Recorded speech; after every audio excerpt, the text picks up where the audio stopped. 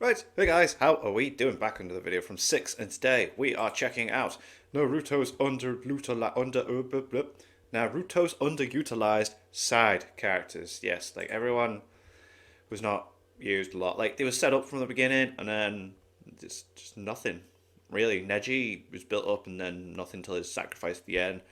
Now, correct me if I'm wrong. I might be wrong. I'm sure I've seen this in a video somewhere. That Tenten has less screen time or time in the manga than the swing that Naruto like gets depressed on. So there's something. But anyway, make sure you check out my Etsy shop and support us on Patreon. And let's get into this video. Naruto's sidecast is, for the most part, underutilized. Yeah, I mean, Jesus Christ, Neji, straight up the bat. Rock Lee. God. And I think that's apparent to any person who watches the anime or reads the manga. Obviously, when I say something like that, I'm not talking about characters like Kakashi, Tsunade, Jiraiya, etc. I'm talking about people who grew up with Naruto that don't really get to establish their place in the world. Yeah, like, what was Neji doing the whole time? Like, in between, you know? Rock Lee, so much potential. And then they tried to make it up with like filler and stuff in the anime, and it was just like, oh, like what was it, the Curry of Life and all that stuff? It was like, oh. Other than just being Naruto's friends, mostly the members of the Konoha 12. Today I'm going to take a look at most of the characters I felt were underutilized, and for some of them I'll give ways that I think they could have been better utilized, either fit the story or make the story better. Even Hinata I just want to make it very clear. Even Hinata could have had more going on, you know? This is my opinion, and I understand not everyone can agree with the takes I have here. We all have our own biases that make us want a certain character to be better over the other, and regardless of his underutilization, I still love Naruto for what it is, but like every other piece of media, I just simply think it could be better. I'm going to be breaking this down. It's something you can do with everything in it. You can always sit down and go, right, what could they have changed? You could do it with anything. And like you said, it's always opinion based as well. So this is going to be interesting. In a team by team format, and there will be chapters of the video, so you can skip around if you want to.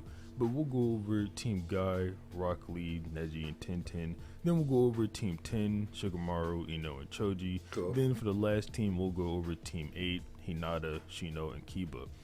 Probably the most underutilized team, actually, that three, isn't it? I've already done a video on Hinata, so I want to get to her section. I'm going to keep it fairly brief. I also want to touch on the Kage guards in general, because I think a lot of them just get forgotten, and especially for what they were introduced as. They really do get forgotten, man. Like, it's always whenever I see a video and I see a manga panel with them, I'm like, oh yeah, they were people. They're like, and like I said, they're the Kage guards, so they're meant to be like pretty damn strong as well to be protecting the Kage. Obviously not as strong as the Kage, but they're there within, like, you know, they have to be up there. I think they could have been way better. Obviously, if you like these types of videos, please leave a like on it and subscribe to the channel, as I'd greatly appreciate it. So the first person I want to talk about is Rock Lee, and this is something I should have brought up in my video. Drunken Fist, man. The Drunken Fist. That never got used again within the main story arc, did it? Until after this. Like, never did it. I don't think it did. Should have. Video on him, but Lee is often used as a power up for other characters, and he's never really given the chance to showcase his full power on his own. So for example, he would fight like alongside characters or help them defeat an opponent, but never have his own major battles. True, like this was with Gaara, wasn't it? So yeah, and then like the tuning exams, that was just everyone having their own little fight that was not like, you know, to the death, or like it wasn't like affecting the plot. It was just like, you know. A very good example of this is Kimimaro, because Lee came in versus Kimimaro, and then Gaara had to come in order to, you know, clean Kimimaro up. However, there was already written into the story at that point that Kimimaro was sick and his body was deteriorating. Yeah, he was dying. So you could have it to where both Lee and Kimimaro are weakening as the fight goes on. Lee because he's getting beaten up, Kimimaro because he has to keep beating Lee up, and Lee's obviously not going to give up and concede the fight. So you have Kimimaro disintegrating, and then you have Lee getting weaker as well, and then eventually Lee just wins that way. It's a much better conclusion, I think, than having Gaara come in and clean him up. And then you could have Gaara do something else, because Gaara did have major character development there, and it was kind of necessary to show that. Yep. Yep. It showed that he has progressed. And it saved having to go in depth with it as well. You could just generally see that Gaara has changed at this point. And if anything, Gaara could just assist Lee rather than taking over the fight completely. I'm basically just getting at the idea, Lee should have had his own major battle at some point in time, because as a mangaka, you have to recognize that certain characters in your franchise are going to be very loved. Lee is very loved. He's always been very loved, at least as far as I've been a part of the Naruto franchise and Naruto community. So Lee being very loved, maybe give him a big moment. Lee doesn't ever really get that. Even when he's fighting in the war, he's always being compared to Guy. They compare him to Naruto in the data books. He throwing the kunai just to be a supporting role. Give him a good role. Give him a way to fight alongside these people, but actually fight alongside these people, or at least have his own major battle. Lee is also a taijutsu specialist, and he doesn't use ninjutsu. So take someone like Toji or Maki, for example, from JJK, where they have no cursed energy, but they're still super strong. But it's because they have no cursed energy. You can make it to where like people get caught off guard by the fact that Lee never really uses ninjutsu and that he's a taijutsu exclusive fighter. Yeah, like you could do more interesting stuff with the fight. Like everyone's like sensing stuff, and then Rock Lee's running at them, and it's like, wait a minute, why aren't I? It's like say Dragon Ball Z with the androids not using ki, not having energy, stuff like that. They can't be sensed, things like that. It changes the dynamic for a little bit, or something along those lines. Or maybe the fact that he can't use ninjutsu makes his taijutsu just that much better, sort of like Heavenly Restriction in JJK. Something along those lines. I just think that Lee overall could have been much better utilized in the story. Definitely. Next I can talk about Tenten, but to be honest, this section is going to be fairly brief, just like her sections in the manga. Tenten never really does anything. I mean, she obtains the Sage of Six Paths tools. She gets a chance to be useful at the end of the manga. Never really takes advantage of it. She hits Kisame with a bomb, but Tenten never really does anything indicative of you wanting more of Tenten, if you get what I mean. No one's ever like, oh, Tenten's on screen. We're about to get a cool moment. It's just like, oh, when's Tenten getting off screen? Well, I suppose because she was never really built up to be anything as it. Like everyone else was built up and hyped from the beginning, and Tenten was just like, I have weapons. Cool. And it shouldn't be like that for any character. And she's a part of a team that's fairly loved. You got Guy, Lee, and Neji all on Tenten team, and everyone loves those three. So I mean, just make Tenten a little bit more useful. She's a weapons specialist. We don't really have a weapons specialist in the verse. So that's again, it's like it's different. So do something. It would add more to the fights, change it up a bit. Yeah, but they just didn't. She was able to throw like 1,000 kunai at Tamari, and I know that fight in the manga was cut out, but at least she did that part because we see the kunai scattered all across the floor. So just give Tenten a better fight, and make her use her weapons. Actually, make Team Guy fight as Team Guy rather than when Kisame happened to ambush them. It was really Guy and Neji versus Kisame. Have the whole team get involved and have them actually do something useful. And that's not even too much to ask for. You have Kisame getting beaten anyway and none of the team members dying. Just have him get beaten in a different way, and it's still just as fine. The kids could even set up Guy for his 6th gate assault on Kisame. And I think that would have been cool. Overall, while I might not like Neji the most or too much, at least as not as most people seem to like Neji, I still think he was underutilized. Like I said, maybe not as much as other people. I don't think he should have been a main character or anything like that. But I do understand that Neji was introduced as exceptional. He had super high combat ability. His Byakugan was seemingly different than the rest. Because they built up the whole like lore behind like the family and everything, and the people that defend the people, and the sacrifices that's been made in the family and all that, and then it was just like, let's just not touch on that anymore then. Like, the stuff they do is interesting, like stopping the chakra flow and stuff like that, and then it's just not... Hinata couldn't see the Tenketsu points, but Neji's Byakugan could see the Tenketsu points. And, he had that rivalry with Hinata, but he ultimately just overcame it. And it wasn't due to anything like strength or anything like that. It was literally problems within the Hyuga clan. It was like an emotional thing, wasn't it? And I just felt like Neji, for the most part, was just overshadowed by other characters. It's like his storylines never got time to breathe because they were always clashing with someone else's. Mainly Naruto's, because that's where Neji's like main claim to fame comes from. Is Naruto comes in and he's like immediately trying to defeat Neji's ideology because it can't exist and Naruto's ideologies exist at the same time. They just conflict far too much. And then before that, we know Neji's a prodigy because Lee tells us, but then he's always clashing with Sasuke. Not necessarily physically. I don't think they really ever physically interact. But Kakashi says that he doesn't even think Sasuke could beat Neji. Neji, when he's looking at Sasuke with the curse mark, he's like, oh, he might be a formidable foe. So you get that sort of build up, but then there's never a payoff for it. And I think everybody would have loved to see a Neji versus Sasuke fight. Hell yeah, like here. That'd be cool. I did a video on it a while back. People really loved the video.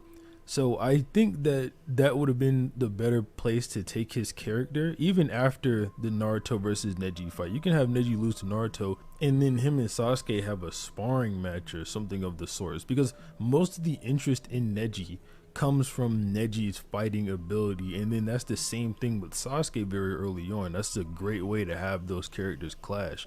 You don't want Neji telling Sasuke about talent and destiny because Sasuke's not really going to care about that kind of stuff because he has a one-track mind that he wants to beat Itachi. So that's just not how they should interact. But yeah, I think a fight between the two of them would go over well, and I think a lot of other people agree with that. And like I said, you have to recognize when the characters you have get as popular, maybe those characters should be treated better. Maybe you should try to push other ones. I don't know. I just think that the way Kishimoto handled it in this case maybe a little bit underwhelming. That's pretty much it for Team Guy, because Guy himself isn't really underutilized. No, not at all. Like he's yeah. I don't think you should have given him any more screen time. And the build up with him, the rivalry with Kakashi throughout was just constantly there. And then at the end, it just made sense what happened with Madara. And I think he was utilized almost perfectly within the story. The only change that I think people really wanted to see with Guy is people wanted Guy to be the one to take down Madara. Actually win. But yeah. Not only do I not really agree with that, it's not something I really want to touch on. I also don't think I forgot about it, but I also don't want to touch on the whole Neji was right, Naruto, Destiny, blah, blah, blah. I really don't want to touch on that stuff, and I don't think it's too important to the topic of this video. Maybe I'll touch on it again in another video, but yeah, not now. Moving on to Shikamaru and his team, I think that Shikamaru, for the most part, is utilized pretty well, but I think he could have been utilized more. Mainly his relationship with Asuma, because the anime ends in a scene where Shikamaru is crying, playing a game of shogi with his dad. And I think that's really cool, but that's not in the manga at all. And I think it would have been really cool to see in the manga, especially, you know, in Kishimoto's art style. Shikamaru is also really liked like most of the other characters I've mentioned so far. Very smart man. But his laid-back personality at least gives some merit to him being underutilized, him being sort of lazy. He just kind of doesn't want to do it. I think the scene in the Chunin exams, or Konoha Crush if you want to get technical, where he was holding off all those Sound Ninja and it was so sick, man. It's like he's just so blasé, but then he's so capable. It's like and then him being one that's relaying information during the war makes sense. He's the smart one. He's clever. He's intellectual. I don't think they needed to use him too much more than they did. But yeah, maybe could have given him some more in between. Like the whole thing with Asuma, when that happens, it's pretty much like that's Shikamaru's story over, isn't it? And then Asuma showed up in order to help him. I thought that was pretty cool. His fight with Toyuyu was also pretty cool. Him being the first of the Konoha 12 to become a Chunin and lead a squad. It's all really cool. He's got pretty cool moments. Like I said, I think Shikamaru is utilized pretty well, and even if you get into Boruto, Shikamaru is used pretty good. He still is in Boruto, yeah. So he's just consistently like a useful in the background type of character, and it really fits his role that he plays in Boruto as well. I don't have all too much to say about Ino. She's really in the background a lot, and I don't really know of any way that that could change.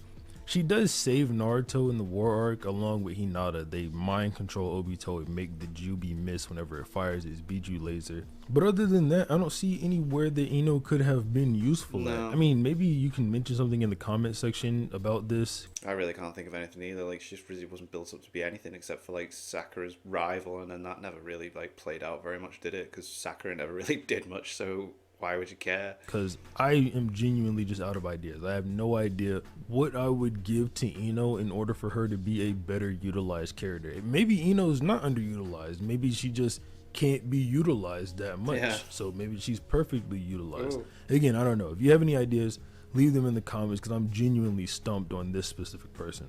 Choji's utilized pretty well. Kind of just like Shikamaru. I mean, he helps out in the fight with Pain. He obviously helped out with the Sound 4, Man, taking so the different cool. pills and whatnot. He fought the Ghetto statue alongside his dad. He helped out in the fight with Kakazu.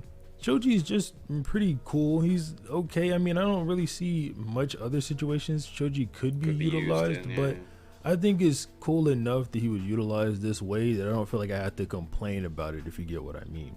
Now we move on to Hinata and her team. And I don't really want to bring up Kurenai for this because I plan to make a video on females in Naruto, and she's one of the people I kind of want to focus on a little bit in that, at least more than I would focus on her here, so I don't really want to bring her up. Shino is cool. Shino's utilized basically as much as a Bugman can be utilized. I mean, the only other thing I could see Shino getting that he didn't already have is like Torine, whenever Torine touched Obito and infected his arm with bugs and whatnot. But that doesn't even really fit Shino's style. Shino takes down Jubi clones, he helps take down Kankuro, he won his Chunin exams fights. He's just overall, he's pretty well utilized. I just felt like, you know, he could have given more. I'm going to keep this Hinata section brief like I said I would in the intro. I really just felt like Hinata should have given more in the overall story. Yeah. Like I said, during Pain's assault, she didn't really do anything. Although people call out Sakura for not doing anything, if you read the manga, Hinata genuinely does nothing the entire Pain assault until she goes and dies versus Pain, pseudo dies versus Pain, whenever she tries to save Naruto, and then Sakura heals her. She does some stuff in the war arc, but like I said, she generally could have just been utilized better. She has the Byakugan and everything. There's tons of different things you can write in to make Hinata better than she already was. Then we move on to Kiba, and I don't really know. It's like a Ino situation. Kiba, I just can't see how you would write him in. It's, I don't really know how useful a dog can be in combat. Maybe he could have teamed up with Kakashi's ninja dogs. That's something I instantly thought that as soon as he said that. I was like, you know, him and Kakashi could have had like a moment, but still, that would just been a moment because you can't do that too much. It's not as cool as it. Summoning, but then again, he already has Akamaru. Like I said, same thing with Ino. I don't really know how I would utilize this guy better. No. Now, the Kage guards in general, you have to bring up people like Darui, Tamari, Kankuro. They're all utilized pretty well, but the other ones, like Al's better utilized in Boruto than he ever was in Naruto. Yeah. Chojuro, same thing in Boruto. He's much better. They don't really do anything, and I feel like it's because they were introduced too late in the story without a direct conflict with anybody. That's true, yeah. It's like the Kage are there, so then they've all got guards. And then how do you have time to spend time on them when the story goes the way it does? Darui had to team up with the right Kage. Obviously, he's one of his guards. So he came into direct contact with Sasuke and his team, so he had the chance to show off what he can do and whatnot. And then same thing with Tamari and Kankuro. They were with Gaara, who went to go fight Sasuke. And Tamari and Kankuro, they've been in the story since part 1, so they've had time to develop his characters and show us what they can do. But the other people, like Chojuro, Kurotsuchi, the other one of Inoki's guards, these are people we just don't see bring much to the table at all. And it's hard to get behind this stuff because 2 of the people on the Kage guard team eventually become Kage. I guess 3 if you include Darui, but that's not what I'm talking about because I already think Darui was pretty well utilized. Chojuro and Kurotsuchi become Kage, and it's really hard to tell why they would even be Kage because we don't really get anything from them. Yeah, they just time skip and they're there, and it's like, oh, alright, well, we never saw anything impressive from beforehand. So it's not that impressive for us to see them as Kage. It's just like, was there nobody else? Chojuro cuts Zetsu in half, and for the life of me, I cannot think of what Kurotsuchi did that would lead me to believe, oh, she's going to be the Kazekage in the future. But that's more Boruto stuff, and it's really like their characters weren't probably set up for that sequel, I feel like. That's pretty much all I have to say. Obviously, you should check out the Wonder app. I have it linked in my description. I have it linked in the comment section. Make some of your own unique art and customize your avatars. But other than that, have a nice day. Cool. Yeah. Like, not everyone was completely underutilized. Like, like very, very difficult. Tenten, again, very, very difficult. I would have liked if he had like mentioned the swing thing, but I don't know. Yeah, Neji. Like he never mentioned the drunken fist with Rock Lee either. Like no one seems to talk about that. Like it's like things that are just mentioned a few times and then never used. It's like that should have happened again. Should happen in Boruto, man. Like when he's older, bring it back. But anyway, make sure you check out my Etsy shop. I've got t-shirts and hoodies there that you can buy. Links in the description. And thank you to my patrons. If you want to have your name at the end of every video I upload, link in the description to the Patreon page. $1 a month is all our support channels. Greatly appreciate it. Thank you guys for that. And thank you all for watching. What do you guys think of that? What do you guys think of this? Click like, subscribe if you haven't already. Leave comments down below. Let me know that you watch discuss in future videos. I'll see you guys next time.